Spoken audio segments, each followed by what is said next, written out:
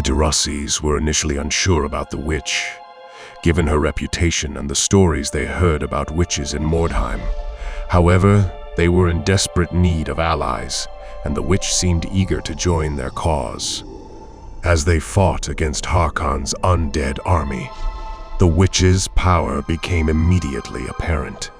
She cast spells that weakened the enemy and protected the Derossies from harm. Most impressively, she was able to blind Harkon himself, leaving him vulnerable and disoriented. After the battle, the Derossies thanked the witch for her help. They still didn't entirely trust her, but they knew they would need to work with her again if they were to survive in Mordheim. For her part, the witch seemed content to stay by their side, using her powers to aid them in their quests. As they made their way through the twisting and turning streets, Tylo and his father couldn't help but feel a growing sense of unease. The air hung heavy with the stench of death and decay, and the sounds of battle could be heard echoing in the distance. With each step, the warbands became more ruthless and cunning, using any means necessary to gain an advantage over their rivals.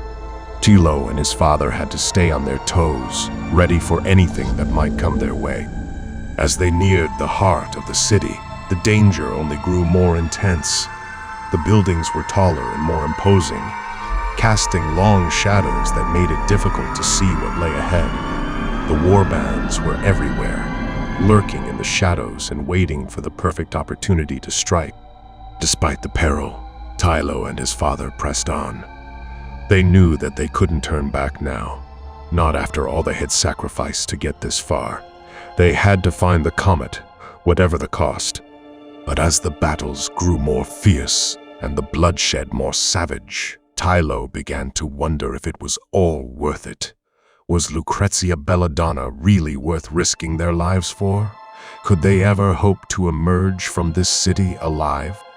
With a heavy heart, Tylo turned to his father.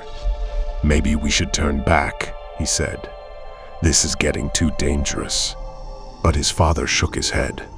"We can't give up now," he said firmly. "We've come too far to turn back. We'll find the comet, no matter what it takes." And with those words, they pressed on, deeper into the heart of Mordheim. The road ahead was treacherous, but they were determined to see it through to the end. As the warbands continue their journey through Mordheim, they witness more and more terrified individuals who speak of evil skeletons and ghosts haunting the city's streets. The warbands begin to question the validity of these claims, uncertain if they are merely wild rumors or if there is some truth to them. Despite their skepticism, the warbands can't ignore the palpable sense of unease that permeates the city. Dark magic seems to be at work here, and the warbands must remain vigilant if they wish to survive. As they delve deeper into the city, they encounter more and more evidence of the supernatural. Shadows move on their own, whispers echo through deserted alleyways, and strange creaking sounds fill the air. The warbands start to realize that they are not alone in Mordheim, and that there are darker forces at play than they had initially imagined. As the warbands fight their way through the city, they must keep their wits about them and stay alert to the dangers that lurk around every corner. Only by working together and remaining focused can they hope to unravel the mysteries of Mordheim and survive the horrors that await them.